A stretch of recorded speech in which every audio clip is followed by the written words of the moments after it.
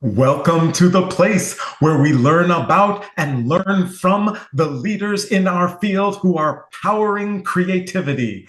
I'm Aaron Dworkin, and this is Arts Engines.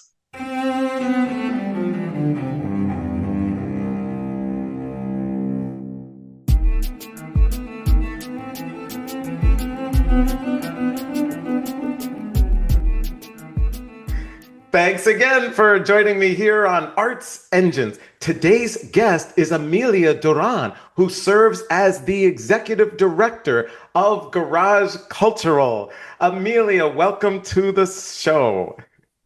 Thank you. Thank you, Erin, for having me. It's great to be here. I am so excited to talk with you. Obviously, just such a critically important organization in our community. But first, I want to just, if you could share, kind of how should the name of the organization be shared in Spanish? Because I wanted to make sure that I did not do it in an incorrect way. So. Yeah, no, absolutely. We do try to stay true to our Spanish pronunciation, both in our name as an organization and me as an individual. So it's Garaje Cultural in Spanish. And my name is Beautiful. Amelia Duran. Yes, absolutely. So it's such, and it absolutely is beautiful. And so for our audience, could you kind of just share with us initially what is the scope and mission of the organization? So Garaje Cultural is going on about 15 years now, actually. But I like to say that it's the continuation of about 30 years of arts and cultural production investment by our family in Southwest Detroit because our work predates Garaje Cultural. It was the last organization that my father, Ismael Duran, founded, and he was a Latin American folk musician from Chile. And he traveled kind of from here to Mexico to Chile back and forth throughout the years, creating arts and cultural spaces like Garaje Cultural. And it's really a space that is kind of multidisciplinary. I think one of the main objectives of the organization is to really create opportunities and space for us to be able to explore our arts and cultural roots or keep hold of them in some ways. In some ways, it's a pushback on assimilation, right? Um, Doing things that help us remember our language, remember our music, remember our food, and cultural traditions. But really, there was also a strong focus in arts exposure classes for youth. My mom is now a retired DPS art teacher, and so my dad, throughout his life, kind of got up close and personal view of at the time how little investiture was happening in the city of Detroit through the DPS system. And so really wanting to create opportunities where kids had access to guitar classes, to piano classes, voice, visual arts, a multitude of different mediums, whether it was clay or woodworking or painting, a lot of just different things that we did throughout the years based off of what artists were within our networks. So that was kind of the basis of Garaje Cultural. And then when I came into the fold, roughly at around 2010, we started doing a lot of investiture in public art. We had a group of friends who came from New York with a collective called the Rebel Diaz Arts Collective, who had our friend Dasik Fernandez coming with them. And at the time, this is like, when street art was like still kind of very rough around the edges. It hadn't had this huge global rise that you see it having now, where, there's so much emphasis on public art and muralism. At the time, it was kind of just on the precipice of that.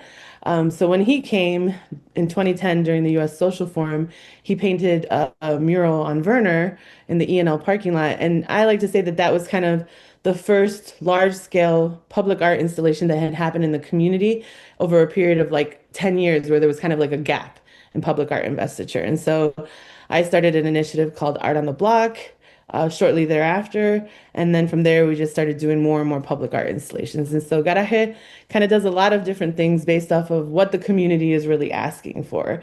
Whether it's public art installations, whether it's large scale festivals, whether it's the exposure pieces that we hope to get back to at some point. Unfortunately, my dad passed away in 2021. And when he passed, there was a lot of shifts happening in the organization, and I haven't been able to fully pick that avenue of our work up yet, but we're working on it. And so really it's just been public art, one-off events, cultural events. A lot of times we bring artists from other places. Even when we were doing murals, there wasn't a lot of muralists in Southwest. Like there had been some historical ones, like Pablo Davis and things like that. But when Dasi came, it was really kind of like the first expression that young graffiti artists could see and say, I want to turn my tag into that. How do I do that? And so it's been a beautiful trajectory, and I'm just really fortunate to be doing this work in my community. Well, it's absolutely fantastic. And also just thanks for sharing that kind of arc of the impact of the organization and on the community, which I want to talk about in just a second as well. And it seems like that kind of introduction that you're both able to kind of bring in and introduce artists for the community and create engagement around that. And whether it's visual art or music or, kind of a festival format, if there was kind of a sense, like if there was a poll or a survey for the community and they were like, what's the most important role that the organization plays in the community? What would you say that that is? I would say that again, it's probably shifted over time, right? At one point, it would have been the exposure pieces, the classes, the summer program. We still do a summer program now, but it's with the older youth. And so we're really just kind of trying to expose them to like more of the production side or more of the values and the politic behind our arts and cultural production. But a huge component, I think, of our work lately in the last 5 years has been the development with a group of young people that have now, become young adults, Southwest Fest, which is I think the second largest event to happen in Southwest Detroit next to Cinco de Mayo. And that takes place every year, third week in August. And it's a one-day festival that's really rooted in creating accessibility for young artists to have a platform to express themselves, but also for the community to really come together and show like what is so beautiful and unique about it. So there's food vendors, there's artists who come and table.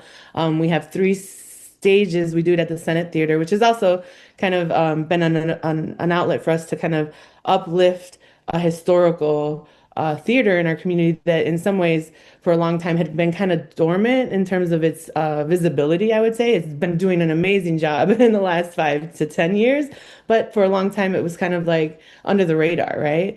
And so three stages, over 40 artists in one day, 100 vendors, organizations providing resources. It's just a really beautiful representation of all of the things that are Southwest Detroit. And one of the things that's important to me, two things. One is that it's not ethnic centric, right? Like Southwest Detroit is always kind of seen as, the Latino community, and that's true. But we've always been kind of a blend of different ethnicities. Even I myself, I'm Chilean on my dad's side. My mom is Irish Czech, and I'm a sixth generation Southwest Detroiter on her side, first on my dad's. So it's really a beautiful representation of all of the things that exist in Southwest Detroit, not just the things that are more traditionally known, like the Mexican folklore and mariachis and things like that. And then it's Absolutely. intergenerational, right? It's allowing the next gen to kind of take a step into leadership roles and express their creativity in ways that are pushing the evolution of arts and culture in our community, but also being respectful to the traditions and the ways that things were done in the past. It's absolutely awesome. And for anyone in our audience, they should check out the festival for sure. Yes, And SW Fest Detroit on Instagram. awesome, awesome, fantastic. And so that also kind of takes me into kind of this role, right? Obviously, you play a critical role in community. And kind of just backing it out, right? So many in our audience are involved in various cultural organizations that are doing work in community. And I was just curious, kind of as a leader, as a cultural arts leader, how do you view like that role of cultural organizations in community, right? If you have people outside who are like, well, why is this important, right? Or, what aspects of this, what kind of, how would you kind of, how do you see the role of cultural organizations in their community? Um, I think, it depends on the type of cultural organization, but for us, I think we really think of three different pillars. We're thinking about the tradition and cultural retention, right? And then we're also thinking about the economy of arts and cultural and what does it mean for us to have a thriving ecosystem that is supporting our artists. You know, when young people say, I want to be an artist, what's the pathway for them? And then the third piece for me is really kind of a social political one. You know, art is political. For me, all art is political, no matter which political spectrum it's falling under. And so for us, we really are artist activists. Like we really do have a politic and a value that is embedded and underlying our work in terms of how we view the world or how we want to push people to reimagine the world, right? In creative ways. And so yeah, I think it's those three things for me that really create the basis for a strong arts and cultural anchor that has the capacity to really affect the quality of life of the community and its opportunities. That I love those three pillars, and I think relevant to so many organizations that do work in their communities. It's critically important. Unfortunately, we are just about out of time. It's been so amazing being able to talk with you, and also having this co-curated with the Kresge Foundation, which supports so much important work in Detroit. But I did want to ask. I like to ask this of all of my guests. This work, obviously, just it so clearly brings. It is literally in your family, in your, this deep passion that you have, and so fulfilling. But there probably are also some tough days or days where there seems like there's a challenge that can't be overcome. Just curious, as a leader, is there any mechanism or thing that you do or approach you have to kind of help you lead through the toughest of times?